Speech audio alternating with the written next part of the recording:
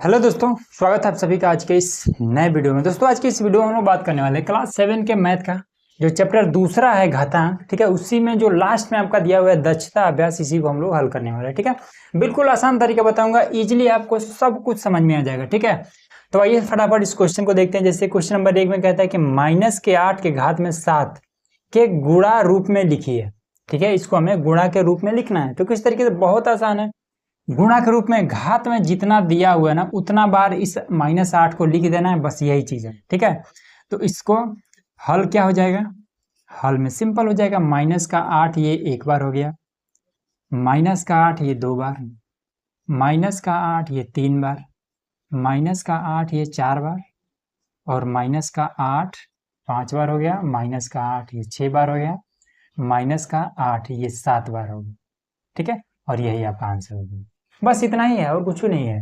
ठीक है, अब इसमें कह रहा है कि -1 के घात में 999 का मान होगा। ठीक है, सबसे पहला चीज कि 1 के घात में चाहे जितना हो, 1000 2000 5000, ठीक है, इसके घात में यहाँ पर चाहे जितना हो उसका मान एक ही होता है। ठीक है, 1 के घात में चाहे जो भी हो उसका मान एक ही होता है, लेकिन अगर माइनस है तो ये माइनस कब खत्म हो जाएगा, कब नहीं खत्म हो जाएगा होगा। ठीक है, ये चीज इसमें आपको सबसे पहले देखना पड़ेगा। देखिए, जैसे यहाँ पर -1 के घात में अगर दिया है 3, ठीक है, तो इसको हम क्या लिख सकते हैं, -1 को हम 3 बार लिख सकते हैं इस तरीके से। ठीक है, गुणे में ये -3 फिर गुणे में -3। ठीक है, तो इस माइनस ये माइनस खत्म हो जाएगा, माइनस माइनस प्लस हो जाएगा। ठीक है, फिर उसके बाद से अब प्लस हो गया यहाँ पर, अब प्लस का फिर माइनस से गुणा कराएंगे तो कितना हो जाएगा, फिर से माइनस हो जाएगा। ठीक है, तो जिसका जोड़ा नहीं बनता है ना वो क्या हो जाता है, उसका माइनस खत्म नहीं होता। जैसे 3 का जोड़ा बनेगा, कहीं पर लिखा हुआ है, मान लेते हैं 1 गोला 2 गोला और 3 गोला, 3 गोला दिए, क्या इसका जोड़ा है,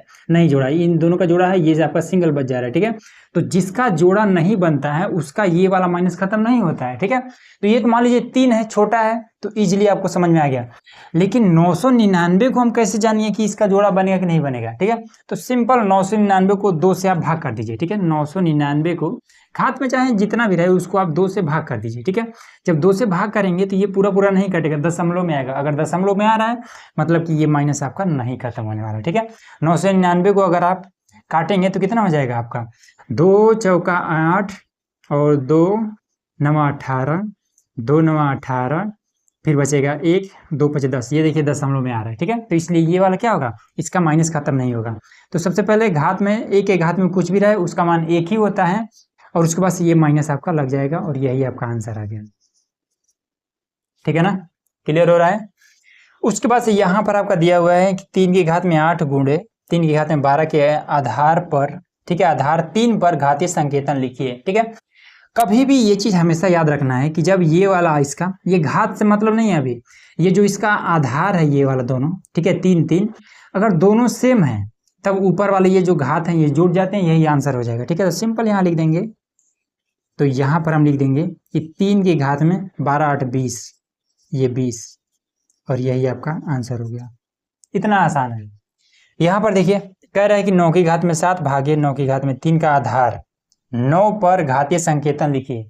ठीक है, तो 9 पर घातीय संकेतन कैसे लिखेंगे, तो सबसे पहला चीज इसको हल कर देते हैं। ऐसे 9 है, 9 की घात में 7 है, तो ऐसे लिख लीजिए। ठीक है, ये भाग है तो यहाँ पर गुणे का चिन्ह लगा लीजिए। गुणे का चिन्ह लगाने पर इसको हम बटे में कर देते हैं। ठीक है, हमने आपको बताया था कि अगर कोई भी संख्या दिया हुआ मान लेते हैं कि तो 50 दिया हुआ है, ठीक है, तो गणित कहता है कि जरूरत के हिसाब से इसके नीचे हम 1 लगा सकते हैं। ठीक है, ऊपर 1 नहीं लगाएंगे। ऐसा नहीं है कि कहीं पर 50 दिया हुआ है तो हम ऐसे ऊपर लगा दें, नहीं, ये गलत हो जाएगा। गणित कहता है कि नीचे हर में, ठीक है, नीचे ये हम 1 लगा सकते हैं। ठीक है, तो उसी तरीके से यहाँ पर अगर हम 1 लगा देते हैं तो कोई अंतर नहीं पड़ेगा। ठीक है, अब इसका इस भाग के जगह पे यहाँ पर गुणे का चिन्ह लगा करके और इसको हम पलट देंगे, तो 1 इसका ऊपर हो जाएगा और 9 की घात में 3 ये इस तरीके से हो जाएगा। ठीक है, अब आगे हल कर देते हैं। अब इन दोनों का गुणा कर देते हैं यहाँ पर। ठीक है, 1 का गुणा 9 की घात 7 में हो जाएगा, तो 9 की घात 7 रह जाएगा। ठीक है, और फिर इसका गुणा इसके नीचे कुछ नहीं तो 1 है, फिर इसका गुणा इसके साथ हो जाएगा, तो 9 की घात में ये आपका 3 हो जाएगा। ये तरीका हो जाता है। ठीक है, अब एक चीज समझिए, जब यहाँ पर कहा गया, देखिए जब बेस समान हो, ठीक है, बेस समान हो और बीच में गुणे का संबंध हो, ठीक है, तब ये वाला जुड़ जाता है। वही जब बेस समान हो और ये क्या है बटे का मामला हो, ठीक है, तब ये घात क्या होते हैं आपस में घट जाते हैं, ठीक है। गुणा रहेगा तो घात जुड़ता है, और इस तरीके से ये बटे के रूप में रहेगा, मतलब भाग के रूप में रहेगा, ठीक है, तब ये क्या हो जाएगा, इनकी घातें आपस में घट जाती है। तो ये हो जाएगा कितना, एक बार 9 लिखिए, और ये 7 में से इस 3 को घटा दिया जाता है, और यही आपका सिंपल सा आंसर हो जाएगा। तो कितना हो जाएगा, 4 3 7, ये इसका आंसर हो जाएगा, ठीक है। इजीली समझ में आ गया ना। अगला देखिए, और देखिए यहाँ पर हमने क्वेश्चन नंबर 5वां, 6ठा, 7वां और 8वां, ये 4 प्रश्न और हमने नोट कर लिए, ठीक है। अब इसको किस तरीके से कर दें एकदम से इजीली, तो इसमें सबसे पहले कहता है कि 8 की घात में यहाँ पर क्या है 5 माइनस का 5 का मान बताइए, ठीक है। अब एक चीज आपको हमेशा याद रखना है कि किसी भी संख्या के घात अगर 0 हो जाए तो उसका मान 1 आता है, ठीक है, ये आपको याद रखने वाली चीज है। तो यहाँ पर अगर हम करेंगे तो कितना हो जाएगा 8, ठीक है, 5 में से 5 जाएगा 0, अब 8 की घात में 0 है तो इसका मान सिंपल आपको 1 रख देना होता है, ये चीज आपको याद रखना है, ठीक है। तो ये हो गया। उसके बाद से कह रहा है कि 2 की घात में 3 है और ब्रैकेट लगा करके और उसके घात में यहाँ पर ये 8 दे दिया, ठीक है। तो ये चीज हमेशा याद रखिएगा कि अगर घात के ऊपर घात हो, इस तरीके से ब्रैकेट हो, तो इन दोनों का आपस में गुणा कर दिया जाता है, ठीक है। तो पहले एक बार लिखेंगे ऐसे 2, ठीक, और 3 8 24, तो यहाँ हो जाएगा 24, सिंपल यही इसका आंसर हो जाएगा, ठीक है, ज्यादा कुछ भी नहीं है। यहाँ पर कह रहा है कि माइनस का 128 को -2 के घात के रूप में व्यक्त कीजिए, ठीक है, व्यक्त करते हैं। तो यहाँ पर स्पेस कम है तो यहाँ पर कर देते हैं, ठीक है। तो 128 को सिंपल आपको अभाज्य गुणनखंड के रूप में लिख लेना है, ठीक है। तो माइनस अभी हटाइए, ठीक है, 128 को ऐसे लिखिए और अभाज्य गुणनखंड निकाल दीजिए। 2 से काटेंगे तो 2 6 के 12 और 2 चौका 8, ठीक है। फिर 2 से काटेंगे तो 2 3 6 और 2 दूना 4, ठीक है। फिर 2 से काटेंगे तो 32 का आधा 16 हो जाएगा। फिर 2 से काटेंगे तो 16 का आधा 8 हो जाएगा। फिर 2 से काटेंगे तो 4 हो जाएगा। फिर 2 से काटेंगे तो 2 हो जाएगा। फिर 2 से काटेंगे तो 1 आ जाएगा। तो ये 2 कितना बार आया, तो 1 2 3 4 5 6 7 बार आया, ठीक है। तो लिख दीजिए 2 की घात में 7, ठीक है। अब माइनस है तो माइनस भी लगा दीजिए, ऐसे हो जाएगा, और यही आपका आंसर हो जाएगा, ठीक। कुछ भी करना है नहीं करना है, बस आपको अभाज्य गुणनखंड आपको आना चाहिए, इजीली आप कर लेंगे, ठीक है ना। तो इसमें क्या है, घात में यहाँ पर 2 है, ठीक है। तो किसी भी चीज के घात में अगर 2 है, मान लेते हैं कि 5 की घात में अगर कहीं पर 2 दिया हुआ है, तो इसका क्या मतलब है कि 5 को हम 2 बार लिख सकते हैं, इसको हम 5 × 5 इस तरीके से लिख सकते हैं, क्यों, क्योंकि इसकी घात में 2 है। उसी तरीके से यहाँ पर 7/9 की घात में 2 है तो इसको हम 2 बार लिख सकते हैं। तो 7/9 एक बार हो गया, और 7/9 ये दूसरा बार हो गया। भाग है ना, तो सिंपल इसको ऐसे गुणा कर लीजिए और इसके नीचे 1 लगा लीजिए, ठीक है। अब इसको आप पलट दीजिए, ठीक है। तो 1 ऊपर चला जाएगा, 1 ऊपर चला जाएगा, ठीक है। और ये 14/3 ये आपका नीचे चला आएगा, इसमें कोई दिक्कत नहीं होना चाहिए। चलिए इसके बाद से अब अगला देखिए, फिर से इसमें क्या कर सकते हैं, 7 7 49 मन करे तो ऐसे कर लीजिए, इसका आपस में गुणा कर दीजिए, ठीक है। गुणा मत करिए, ऐसे ही रखिए, काटने में आसानी होगा, ठीक है। 7/9 करिए और गुणे में 7/9, ठीक है। इस चीज को हमने यहाँ पर नोट कर लिया। अब ये गुणे है तो गुणे यहाँ पर ऐसे लगाए रखेंगे, ठीक है। अब यहाँ पर देखिए, तो ये यहाँ पर 1 है, ठीक है, और ये क्या है आपका, ये वाला आपका 14 और यहाँ पर क्या है 3 है, ठीक है। तो इसको हम ऐसे भी लिख सकते हैं, इसको हम लिख सकते हैं 1 बटे में ये 14 के घात में 2 और बटे में 3 की घात में 2, ठीक है। इस तरीके से भी हम लिख सकते हैं। अगर सबके ये ब्रैकेट लगा करके और सबके पावर में यहाँ पर अगर 2 दिया है तो इसी चीज को हम ऐसे भी लिख सकते हैं, 14 की घात में 2 और 3 की घात में 2, ठीक है। ये चीज मैथ का नियम होता है। अब इसके बाद देखिए एक बार फिर से नोट कर लेते हैं, 7/9 गुणे में 7/9, ठीक है। आपको इजीली समझ में आ जाए इसीलिए इसको थोड़ा सा बड़ा कर रहे हैं, ठीक है, नहीं तो इसको शॉर्टकट में भी हल कर सकते थे। अब यहाँ पर देखिए, यहाँ पर आपका 1 है, ठीक है, 1 2 और 3, ठीक है, 3 बार है ना। तो 1 आपका सिंगल है, ये दोनों आपके क्या है साथ में है, ठीक है। तो जब इस तरीके से कंडीशन आ जाए तो 1 को हम सिंपल ऐसे एक बार लिख लेते हैं, ठीक है, और इन दोनों को हम पलट करके लिख देते हैं, ठीक है। तो 3 आपका क्या हो जाएगा, 3 आपका ऊपर चला जाएगा और 14 आपका नीचे आ जाएगा, और घात लगा हुआ है तो घात ऐसे लगा देंगे। ये इतना आया समझ में। अब इसके बाद से देखिए, अब 1 का गुणा इसमें करेंगे तो कोई अंतर होगा, कोई अंतर नहीं होगा, इसको मिटा देते हैं। तो यहीं पर बता देते हैं, ठीक है ना, यहाँ पर बता देते हैं। अब देखिए 7/9 2 बार लिख लेते हैं, तो 7/9 और 7/9, ठीक है। गुणे लगा लेते हैं, तो गुणे हमने यहाँ पर लगा दिया। अब ये हमारा कितना है, 1 का गुणा इसके साथ करेंगे कोई अंतर नहीं होगा। 3 की घात में 2 है, 14 की घात में 2 है, तो इसको हम 2 बार लिख सकते हैं। तो 3 की घात में 2, तो 3 × 3 लिख दिए, 14 की घात में 2 तो 14 × 14 हो गया ना। 7 एक नम 7, 7 दूना 14, 7 एक नम 7, 7 दूना 14, 3 एक नम 3, 3 3 9, 3 एक नम 3, 3 3 9। ठीक है, तो यहाँ पर क्या बचा, यहाँ दोनों जगह पे एक एक बचे हमें। ठीक है, अब एक का गुणा एक के साथ करेंगे तो कितना आ जाएगा आपका, एक ही रह जाएगा, एक ही रह जाएगा, 3 3 9 हो जाएगा। ठीक है, गुणे में एक का गुणा एक के साथ एक ही रह जाएगा और 2 दूना 4, 4 हो जाएगा। तो 1/9 चौका 36, सिंपल, यही आपका आंसर आ गया। बस ये तरीका होता है। ठीक है ना, तो ये भी आपका कंप्लीट हो गया। अगला देखिए, यहाँ पर हमारा क्वेश्चन नंबर 9, 10 और 11। ठीक है, 3 प्रश्न यहाँ पर हमने नोट कर लिया है। अब इसमें देखिए क्वेश्चन नंबर 9 क्या कह रहा है कि -4 की घात में 4 है। ठीक है, किस संख्या का गुणात्मक प्रतिलोम है। अब ये चीज, ये नया क्या है, तो देखिए गुणात्मक प्रतिलोम क्या होता है, जैसे जो चीज हमारे पास है, ठीक है, उस चीज में हम किस चीज से गुणा करें ताकि उसका मान 1 हो जाए। जैसे मान लेते हैं कि हमारे पास क्या है, मान लेते हैं हमारे पास y है। ठीक है, हमारे पास y है। अब y में किस चीज से गुणा करें ताकि उसका मान 1 हो जाए, तो हम y के उल्टा से ही गुणा कर देंगे। y है ना, तो y का उल्टा हो जाएगा 1/y। ठीक है, अब इन दोनों का आपस में जब गुणा करा देंगे तो ये कितना हो जाएगा, चलिए कर देते हैं। ठीक है, एक लाइन और कर देते हैं, तो ये इसका इसमें गुणा कराएंगे तो कितना हो जाएगा, ये y हो जाएगा, बट्टे में y हो जाएगा। अब इन दोनों को काटेंगे तो आ जाएगा 1। ठीक, तो 1 हमारा किसके वजह से आया, जब हमने 1/y से हमने इसमें गुणा कराया तब हमारा क्या आया, 1 आया। तो 1/y क्या हो जाएगा, यही है आपका गुणात्मक प्रतिलोम।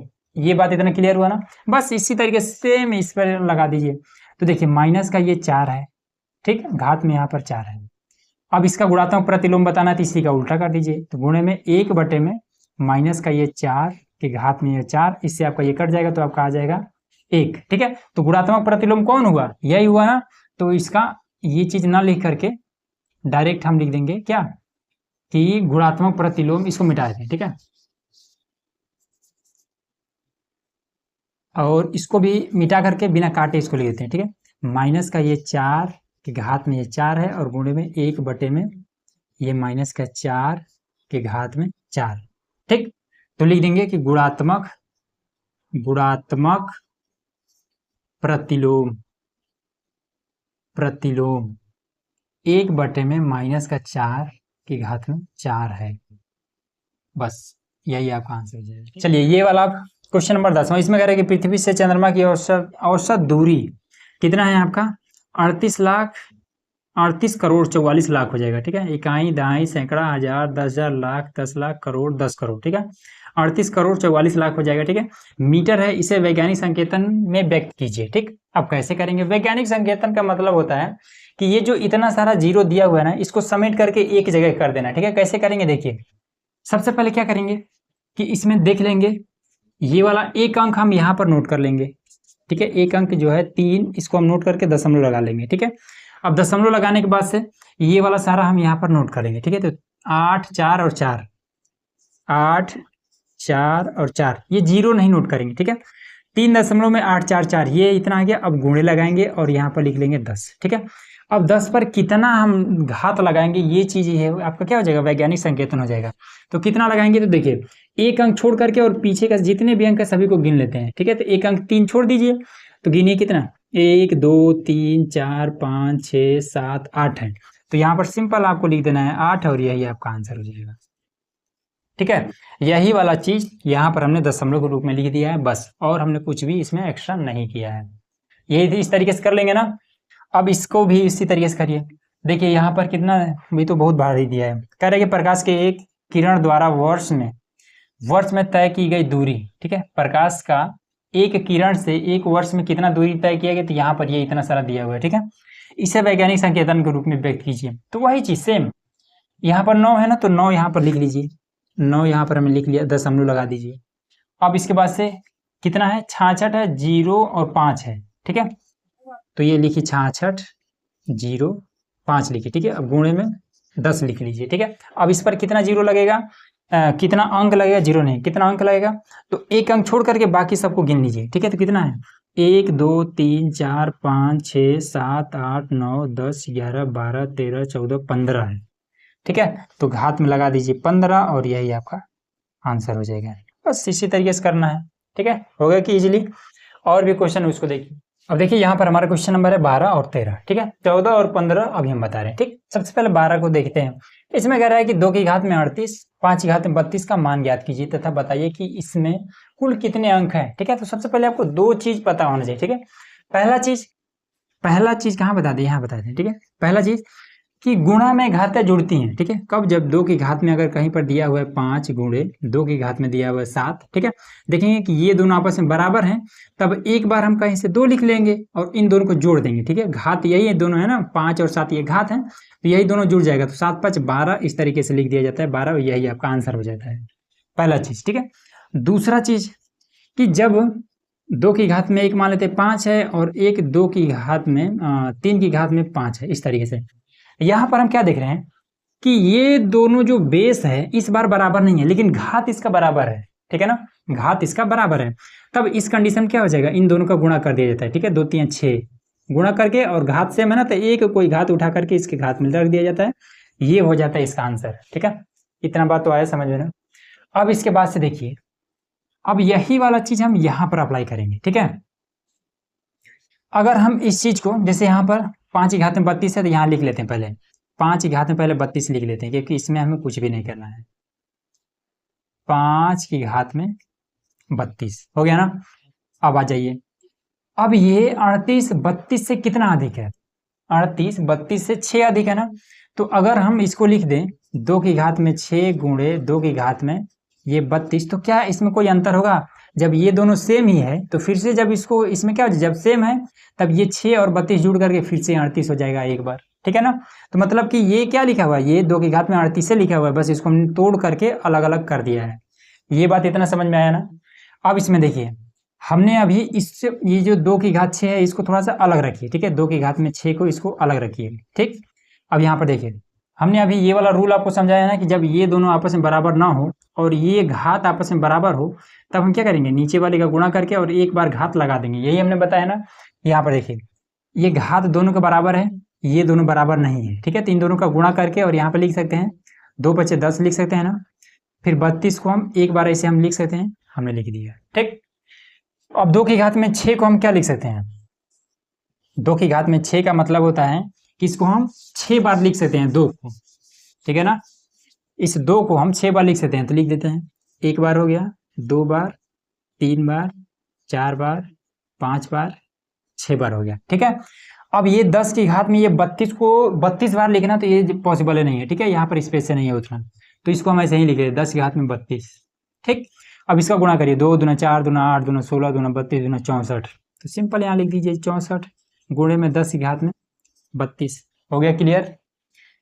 अब इसके बाद से देखिए, हमने अभी आपको बताया था कि यहाँ पर अगर हम दशमलव लगा लेते हैं, ठीक है, 6 के एक अंक छोड़ करके दशमलव लगा लेते हैं, एक अंक छोड़ करके 6 को हमने छोड़ दिया, ठीक है। इसके बाद से हमने यहाँ पर दशमलव लगा लिया, ठीक है। अब जितना अंक बाकी है इधर उसको हम नोट कर लेंगे, तो यहाँ पर हमने नोट कर लिया, ठीक है। अब गुणे में ये वाला 10 की घात में 32 है ना, तो 10 की घात में यहाँ पर हम 32 ऐसे लिखे रहेंगे, ठीक।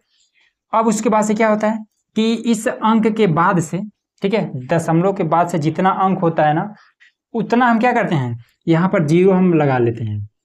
जैसे दशमलव के बाद से एक ही अंक है ना, तो गुणे में एक बार हम 10 लिखेंगे, ठीक है। 2 अंक रहेगा तो गुणे में हम 0 बढ़ा देंगे इसमें। जैसे हम मान लेते हैं कि 4 के बाद से और 2 होता, तब 1 और 2 है ना, तो यहाँ पर 2 0 कर लेते हैं इस तरीके से, ठीक है। लेकिन फिलहाल में एक ही अंक है तो इसके साथ में हम 1 ही रखेंगे, ठीक। अब देखिए, अगर इस 10 से आप इसमें गुणा कर देते हैं तो फिर से ये 64 हो जाएगा। कैसे? देखिए 6.4 में अगर आप 10 से गुणा कर देते हैं तो 0 0 हो जाएगा, फिर हो जाएगा 4, फिर हो जाएगा 6, और उसके बाद से फिर ये हो जाएगा 0 और ये 4 ये 6, एक अंक बाद दशमलव है तो यहाँ लगा देंगे दशमलव। देखिए 10 से जब हमने गुणा किया तो फिर से ये 64 आ गया है, ठीक है। तो 10 से जब इसमें गुणा कर देंगे तो फिर से क्या हो जाएगा, यही वाला 64 आ जाएगा, ठीक। तो वही हम बता रहे हैं कि जैसे भी जितना भी संख्या दिया हो एक अंक छोड़ करके दशमलव लगा लेंगे, ठीक है। और उसके बाद से जितना भी अंक दिया रहेगा उतना हम यहाँ पर क्या करेंगे, एक लिख करके 0 बैठाते रहेंगे, ठीक। अब यहाँ पर क्या है, इसके घात में कुछ भी नहीं है तो 1 है, ठीक। तो यही आपका आंसर हो जाएगा कि 6.4 गुणे, ये दोनों सेम है ना, तो इसका घात जुड़ जाएगा तो 32 1 33 हो जाएगा, 10 की घात में हो जाएगा 33, और यही आपका आंसर हो जाएगा, आंसर। बात क्लियर हुआ। अब इस पे आ जाइए, कह रहा है कि 1 ग्राम मानव अपशिष्ट में इकाई, दहाई, सैकड़ा, हजार, 10,000, लाख, 10 लाख 10 लाख वायरस होते हैं। इसे वैज्ञानिक संकेतन के रूप में व्यक्त कीजिए। ठीक है, करते हैं। तो चलिए इसको कर देते हैं। 1 2 3 4 5 6, ठीक है, 3 3 6 जीरो है, 6 जीरो है ना। उसके बाद से एक अंक छोड़ करके, और इसमें कुछ तो करना ही नहीं है, इसको डायरेक्ट आप कर सकते हैं। 1 2 3 4 5 6 और 7, ठीक है, ये वाला आप 7 हो जाएगा लेकर के, 10 की घात में 7 लिखिए और यही आपका आंसर हो जाएगा। अब देखिए यहाँ पर हमारा क्वेश्चन नंबर है 14 और 15, ठीक है। तो देखिए क्वेश्चन नंबर जो 14 है और 15 है, इसमें थोड़ा सा कहानी दे दिया है, ठीक है। तो अगर हम इस पर नोट करने लगेंगे तो हमारा इसमें आधा ज़्यादा वो इसी में भर जाएगा, ठीक है। तो इसलिए क्वेश्चन आपको स्क्रीन पर दिखाई दे रहा होगा, ठीक है, बुक में से देख लीजिएगा। तो इसमें हम बताते हैं कि ये किस तरीके से हल होगा, ठीक। बहुत ही आसान है। कह रहा है कि गांव के एक स्कूल में विश्व स्वच्छता दिवस पर बच्चों से हाथ धोने का अभ्यास कराया गया, ठीक है। प्रत्येक बच्चा हाथ धोने में 2 मिनट का समय लगाता है। यदि कक्षा में 64 बच्चे हैं तो पूरी कक्षा के बच्चों को बारी बारी से हाथ धोने में लगे समय को घातांक में व्यक्त कीजिए, ठीक है। इतना आसान प्रश्न है। देखिए इसमें एक बच्चा कितना समय लेता है, तो लिखेंगे कि हाथ धोने में एक बच्चे द्वारा लिया गया समय, ठीक है। एक बच्चे द्वारा कितना समय लिया जाता है, तो 2 मिनट, ठीक है। कुल बच्चों की संख्या कितनी है, कुल बच्चों की संख्या बराबर में 64, ठीक है। कुल बच्चे कितने हैं, 64 है। एक बच्चा कितना समय ले रहा है, 2 मिनट समय ले रहा है, ठीक है। तो 64 बच्चे कितना समय लेंगे, तो सिंपल इन दोनों का आपस में गुणा कर देंगे तभी ना होगा। तो यहां पर हम लिख देंगे तब मत लिखिए, डायरेक्ट यहाँ बराबर लिखिए। बराबर में 64 गुणे 2 बराबर में कितना हो जाएगा, 8 और ये 12, 128 मिनट, ठीक है। तो टोटल बच्चे कितना समय लेंगे, 128 मिनट का समय लेंगे, ठीक। अब कह रहा है कि इसको आप घातांक के रूप में व्यक्त कीजिए, ठीक है। तो सिंपल इसका अभाज्य गुणनखंड निकाल लीजिए। 128 का अभाज्य गुणनखंड जब आप निकालेंगे तो 2 से काटना पड़ेगा, 2 छः 12, 2 चौका 8, फिर 2 3 6, 2 दूना 4, फिर 2 से काटेंगे तो आधा हो जाएगा, फिर 2 से काटेंगे तो इसका आधा हो जाएगा, फिर 2 से काटेंगे तो ये आधा, फिर 2 से काटेंगे तो फिर आधा, और फिर 2 से काटेंगे ये, ठीक है। कितना आया, 1 2 3 4 5 6 7 आया। तो सिंपल इसका आंसर हो जाएगा कि 2 कितना बार आया, 7 बार आया ना, तो 2 की घात में 7, यही इसका सिंपल सा आंसर आएगा, ठीक है। बिल्कुल आसान था। चलिए अब अगला देखते हैं। अब देखिए क्वेश्चन नंबर 15 हम इसमें कह रहा है कि एक कस्बे की आबादी के अधिकांश लोग श्वास के बीमारी से ग्रस्त थे, ठीक है। जांच करने पर उस कस्बे में प्रदूषित वायु में 2000 विषाक्त जीवाणु प्रति घन मीटर पाए गए, जो कि एक सप्ताह में 100 गुना बढ़ जाते हैं, ठीक है। 100 गुना का मतलब जहां पर भी गुना आ जाए, ठीक है, समझ जाना कि आपको गुणा करना है, ठीक है। 100 गुना बढ़ जाते हैं। 3 सप्ताह बाद जीवाणुओं की संख्या को मानक संकेतांक में व्यक्त कीजिए, ठीक है। देखिए कैसे करेंगे, 15 नंबर क्वेश्चन को हल करना है, ठीक है। 15 नंबर, ठीक है। तो कोई ऐसे समझिए नॉर्मल तरीके से कि कोई गांव है, ठीक है, उसमें 2000 लोग क्या है, बीमार हैं, ठीक है। 2000 लोग बीमार हैं, ठीक है। और एक सप्ताह में इसकी जो संख्या है कितना बढ़ रही है, 100 गुना बढ़ जा रही है, ठीक है। तो पहले सप्ताह में कितना बढ़ेगा, पहले सप्ताह में लिख लेंगे कि पहले 3 सप्ताह में बताना है कि टोटल कितना बीमारी फैल जाएगा, ठीक है। तो पहले सप्ताह में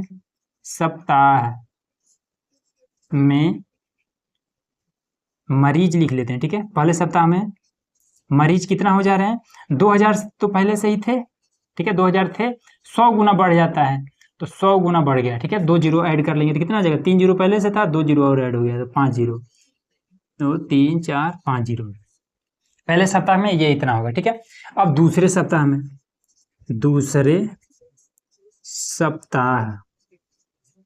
में मरीज, दूसरे सप्ताह में कितने मरीज हो जाएंगे, तो अब कितने थे, 5 जीरो था ना, 2 के पीछे 1 2 3 4 5 जीरो, ठीक है। 100 गुना फिर बढ़ गए तो 2 जीरो और ऐड कर लेंगे तो कितना हो जाएगा, 7 जीरो हो जाएगा। 2 के पीछे 1 2 3 4 5 6 7 जीरो हो जाएगा,